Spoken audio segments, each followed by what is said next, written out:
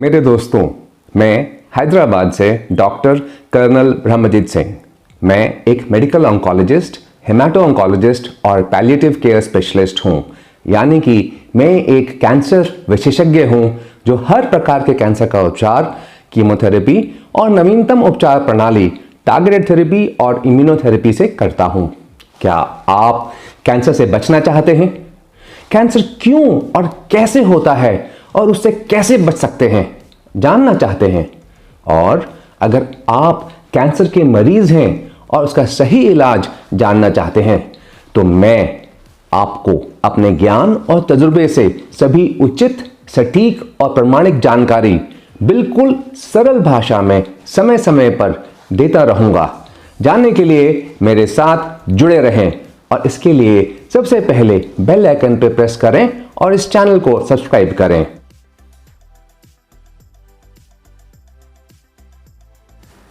Cancer क्या है? यह किस बला का नाम है? यह क्यों होता है? यह हमारे शरीर में कैसे बनता है और यह कैसे मरीज को मार डालता है? हम कैंसर शब्द से क्यों डरते हैं? यह सवाल सभी पूछते हैं, जो मरीज हैं और जो नहीं भी। लेकिन इसका जवाब इतना आसान नहीं है। मैं आज आपको कैंसर क्या है के बारे में बहुत ही सरल तरीके से समझाऊंगा। ध्यान से सुनिएगा, क्योंकि एक बार आप समझ जाएंगे कि कैंसर क्या होता है तो आपको यह भी समझ आ जाएगा कि कैंसर क्यों होता है और इसका इलाज कैसे किया जाता है। मैं आपको कैंसर की दो परिभाषाएं बताऊंगा, एक मेडिकल साइंस की परिभाषा और एक मेरी परिभाषा जो आपको किसी किताब में नहीं मिलेगी।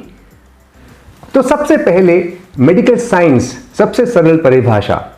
Cancer is uncontrolled multiplication of abnormal cells. यानी कैंसर असामान्य कोशिकाओं का अनियंत्रित गुणन है। इसमें दो महत्वपूर्ण तत्व हैं, असामान्य कोशिकाएं और अनियंत्रित गुणन। अब मैं आपको इनके सबका मतलब समझाऊंगा। असामान्य कोशिकाएं, पहले मैं आपको बताना चाहूंगा कि कोशिकाएं यानी सेल्स क्या होते हैं। आप में से जिन्होंने बायोलॉजी पढ़ी है वो समझ सकेंगे कि सेल्स क्या होते हैं, लेकिन क्योंकि यह वीडियो मेरे सभी दोस्तों के लिए है, उनकी जानकारी के लिए मैंने आपको बता दूं कि जिस प्रकार एक इमारत, बिल्डिंग ईंटों की बनी होती है, उसी प्रकार हम भी छोटी छोटी ईंटों से बने हैं, जिन्हें हम कोशिकाएं या सेल्स कहते हैं। फर्क इतना है कि इमारतों की जो ईंटें होती हैं वो जीवित नहीं होती और हमारी ये कोशिकाएं, ये सेल्स पूरी तरह से जीवित होते हैं। अब आप पूछेंगे और आप सोचेंगे कि आपके पूरे शरीर में अलग अलग कोशिकाएं हैं जो आपके दोस्त हैं और अपनी पूरी जिंदगी आपकी सेवा में, आपको स्वस्थ और खुश रखने में लगा देते हैं। एक प्रकार की कोशिकाएं यानी सेल्स साथ मिलकर एक अंग का नाम करते हैं। जैसे मांसपेशियों के सेल्स आपके मसल बनाते हैं, न्यूरॉन नामक सेल्स आपका दिमाग बनाते हैं, वैसे ही किडनी के सेल्स, लिवर के सेल्स, हड्डियों के सेल्स, ये अलग अलग अपना अंग बनाते हैं और अपना अपना काम करते हैं। हर सेल, क्योंकि यह जीवित होता है, एक इंसान की तरह है। उसे भी खाना और ऑक्सीजन चाहिए जो वह धमनियों यानी आर्टरीज के जरिए लेता है। और जिस प्रकार हमारा दिमाग हमारे शरीर को नियंत्रण में रखता है, उसी प्रकार हर सेल के अंदर उसका दिमाग होता है, जिसे हम न्यूक्लियस कहते हैं। इस न्यूक्लियस के अंदर एक बड़ी ही विचित्र चीज है जिसका नाम है डीएनए। यह डीएनए हर सेल में होता है और इसमें जेनेटिक कोड यानी आनुवंशिक जानकारी संग्रहित होती है और यह ही सेल की पूरी जिंदगी, जैसे कि वो सेल क्या काम करेगा, कितनी बार वह मल्टीप्लाई मतलब 1 से 2 हो सकेगा, कितने समय तक वह जीवित रहेगा, यह सब जानकारी और नियंत्रण इस डीएनए में होता है, जो कि अब आप समझ गए होंगे कि सेल के दिमाग यानी न्यूक्लियस में होता है। परिभाषा के मुताबिक कैंसर एक एबनॉर्मल सेल यानी असामान्य कोशिकाओं सेल्स से जन्म लेता है। इसका मतलब यह है कि जब भी किसी सामान्य यानी नॉर्मल सेल की डीएनए में गड़बड़ हो जाती है तो वह असामान्य हो जाता है और कैंसर का सेल बन जाता है। अगर मैं आपको इसको संक्षेप में बताऊं तो इसका मतलब यह है कि पूरी कहानी असामान्य डीएनए की है, जिसके कारण एक अच्छा सेल जो आपका दोस्त होता है वह आपका दुश्मन यानी कैंसर सेल बन जाता है। अब आती है बारी अनियंत्रित गुणन की, यानी अनकंट्रोल्ड मल्टीप्लिकेशन। यहां मल्टीप्लिकेशन का मतलब है रिप्रोडक्शन यानी अनियंत्रित प्रजनन। इसको समझने के लिए आपको समझना होगा कि नियंत्रित प्रजनन क्या होता है। सेल में नर या मादा नहीं होते, इसलिए वह इंसान की तरह प्रजनन नहीं करते। उनका तरीका बहुत आसान है। अगर सेल को उसका दिमाग यानी न्यूक्लियस और उसके अंदर डीएनए आदेश देगा कि अब उसे 1 से 2 होना है, तो वह सबसे पहले अपने डीएनए यानी जेनेटिक मटेरियल की एक कॉपी बना देता है। फिर बाकी सेल के अंदर के जितने भी महत्वपूर्ण अंग होते हैं उनकी भी कॉपी बना लेता है। फिर अब उसके पास सब कुछ 2-2 हो जाते हैं। अब इस सेल में क्या होता है कि अलग अलग कोनों में इकट्ठे हो जाते हैं और सेल बीच में से कट जाता है और उसके 2 हिस्से हो जाते हैं, यानी एक सेल से 2 सेल हो जाते हैं। और इससे 2 से 4, 4 से 16, 16 से 64 यानी 64 और इसी प्रकार गिनती चलती रहती है। इसलिए इस प्रक्रिया को मल्टीप्लाई करना कहते हैं। हर सेल कितनी बार मल्टीप्लाई करेगा यह भी कुदरत से निर्धारित किया गया हुआ है और यह डीएनए में लिखा हुआ है। नियंत्रित मल्टीप्लिकेशन का मतलब है कि जितनी जरूरत है उतना ही नई सेल बने, और अनियंत्रित गुणन मल्टीप्लिकेशन का मतलब है कि अब कैंसर का सेल अनगिनत बार मल्टीप्लाई करता रहेगा। उससे क्या होगा, इतने सारे सेल असामान्य सेल इकट्ठे हो जाएंगे और जब ये हमें दिखने लगते हैं तो हम इन्हें कैंसर के सेल के समूह को ट्यूमर कहते हैं। जैसे कि मैंने आपको पहले बताया था कि 1 सेंटीमीटर का ट्यूमर मतलब 1 लाख सेल। तो मैंने अभी आपको कैंसर की मेडिकल परिभाषा समझाई। अब आप यह भी जानना चाहते होंगे कि कैंसर हमें कैसे मारता है। यह प्रणाली बड़ी उलझाने वाली है, लेकिन मैं आपको सरल भाषा में समझाता हूं। कैंसर के 2 तरीके से हमें नष्ट करता है। एक, जहां पे वो बनता है, जिस भी अंग में वो बनता है, यानी स्थानीय नुकसान तो वो करता ही है, लेकिन पूरे शरीर में भी फैलकर बाकी अंगों को भी तबाह कर देता है। जैसे कि मैंने आपको बताया था कि कैंसर के सेल को भी ग्लूकोज और ऑक्सीजन चाहिए मल्टीप्लाई करने के लिए, क्योंकि कैंसर का सेल बहुत आक्रामक तरीके से तेजी से मल्टीप्लाई करता है।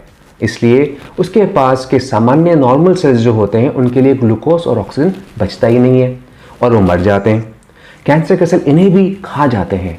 इस प्रकार वो खुद बड़े और गिनती में अधिक होते जाते हैं और जो नॉर्मल सेल्स थे, जो उनके पड़ोसी थे, उन्हें खत्म करते जाते हैं और धीरे धीरे धीरे वो उस अंग को बिल्कुल नष्ट कर देते हैं जिसमें उनका जन्म हुआ था। और वो साथ साथ हमारे खून यानी रक्त के माध्यम से हमारे पूरे शरीर में, जैसे मैंने आपको पहले बताया था, हमारे सर्कुलेटरी सिस्टम और लिम्फेटिक्स के जरिए पूरे शरीर में फैलते रहते हैं। वो ऐसा रसायन यानी केमिकल्स भी बनाते हैं जो हमारे शरीर को बहुत नुकसान पहुंचाते हैं और उन्हें यह रसायन शरीर के बाकी अंगों में भी अपना घर बनाने में मदद करता है। धीरे धीरे पूरे शरीर में ये कैंसर के सेल्स फैलते जाते हैं और सभी अंगों को, जैसे कि लिवर हो गया, किडनी हो गई, दिमाग, ब्रेन, फेफड़े, हड्डियों को वो नष्ट कर देते हैं और फिर इस एडवांस्ड कैंसर की स्टेज 4 में मरीज की मृत्यु हो जाती है। मैंने आपको साइंस की, मेडिकल साइंस की परिभाषा के अनुसार कैंसर क्या है और हमें यह कैसे नुकसान करता है यह समझाया। अब मैं आपको एक प्रैक्टिकल परिभाषा समझाऊंगा जो आपकी दिमाग की बत्ती जला देगी। ठीक है, अगर आप क्योंकि यह समझ गए तो आप कैंसर के बारे में सब कुछ समझ जाएंगे और इससे आपको कैंसर की मनोवृत्ति, उसका लक्ष्य क्या है और वो क्यों काम कैसा करता है और उसका क्या इलाज है यह भी समझ में आ जाएगा। मेरा मानना है कि हर एक कैंसर का सेल एक आतंकवादी है जो हमारे शरीर में ही पैदा होता है और फिर उसी मनोवृत्ति, आतंकवादी की मनोवृत्ति से हमें मारने की कोशिश करता है। ऐसा क्यों? ऐसी तुलना क्यों? अब मैं आपको समझाता हूं। सबसे पहले आतंकवादी क्या होता है? वह एक आतंकी है जो अपने स्वार्थ के लिए निर्दोष और मासूम लोगों की हत्या करता है और उसी प्रकार कैंसर भी ना जाने कितने लोगों की मौत का कारण बनता है। आतंकवादी का मकसद होता है कि वह दर्द, पीड़ा और विनाश फैलाए। वो निर्दयी होता है, बिल्कुल कैंसर की तरह। जिस प्रकार औरतों और बुजुर्गों को भी बड़ी बेरहमी से मारता है, उसी प्रकार कैंसर भी बड़ी बर्बरता से लोगों को मारता है। जिस प्रकार आतंकवादी अपने ही देश, शहर या गांव का ही होता है, उसी प्रकार कैंसर के सेल का जन्म भी उसी अंग में एक नॉर्मल सेल की तरह होता है और उसका डीएनए में गड़बड़ के कारण वह कैंसर बनता है। डीएनए कहाँ होता है? न्यूक्लियस में, यानी सेल के दिमाग में। दिमाग में गड़बड़, सेल के दिमाग में गड़बड़। और एक इंसान आतंकवादी कैसे बनता है? जब उसकी सोच यानी दिमाग में गड़बड़ हो जाए। और जिस प्रकार इंसान की सोच में गड़बड़ करने वाले तत्व बहुत सारे होते हैं, उसी प्रकार कैंसर के सेल के डीएनए में गड़बड़ करने वाले बहुत से पदार्थ होते हैं। उन्हें हम कार्सिनोजेन्स कहते हैं, जैसे कि तंबाकू। और तो और आतंकवादी की तरह कैंसर के सेल भी बहरूबिया होते हैं और वो अपनी पहचान बदल बदल कर हमारे शरीर की फौज को चकमा देते रहते हैं। यहाँ तक कि कैंसर के सेल्स ऐसे रसायन बनाते हैं जिससे हमारी इम्यूनिटी यानी रोग प्रतिरोधक क्षमता भी कम होने लगती है।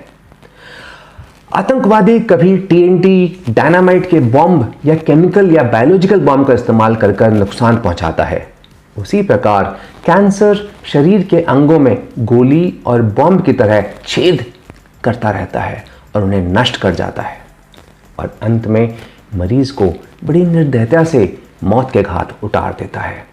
और तो और अगर आपको देश से आतंकवाद खत्म करना है तो आपको सारे आतंकवादी ढूंढ ढूंढ कर मारने होंगे, क्योंकि अगर एक भी बच गया तो वह फिर से आएगा और आतंक फैलाएगा। उसी प्रकार कैंसर का इलाज में भी हम लोकलाइज्ड और सिस्टमिक इलाज देकर कैंसर के सेल्स को पूरे शरीर से खत्म करने की कोशिश करते हैं, क्योंकि अगर एक भी कैंसर का सेल बच गया तो फिर कैंसर दोबारा आ जाता है। इसलिए इलाज भी वैसा जैसे आतंकवाद का। अब आप समझ गए होंगे कि कैंसर क्या होता है। बस यह याद रखिएगा कि हमें इस आतंकवाद को हराना है, इस आतंकवादी को हराना है और इसके लिए मैं आपके साथ हूं।